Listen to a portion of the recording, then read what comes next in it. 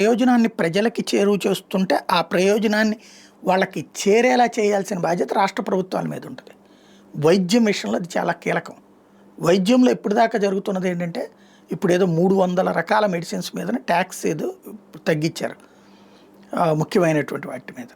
ఇక్కడ సమస్యల్లా వీళ్ళు తగ్గించింది ప్రజలకు అందుబాటులోకి తెస్తారా వాళ్ళు? ఒక ప్రభుత్వ ఆసుపత్రిలో ఒక ఎక్స్రేకి ఎంత అవుతుంది, ఒక స్కానింగ్కి ఎంత అవుతుంది, ఒక బ్లడ్ టెస్ట్కి ఎంత అవుతుంది ఖర్చు? అదే ఇక్కడైతే ఎందుకు అంతంత దారుణంగా ఉంటున్నాయి డయాగ్నోసిస్ సెంటర్లలో?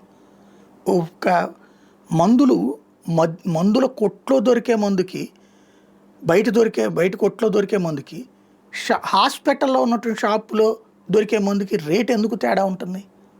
ఎవరు తింటున్నారు అది? పర్టికులర్గా ఈ మెడిసిన్స్ మా షాపుల్లోనే కొనాలి ఎందుకు చెప్తున్నారు అంటే సంథింగ్ ఏదో జరుగుతుంది. దాని మీద సీరియస్గా దృష్టి సారించాల్సి ఉంది.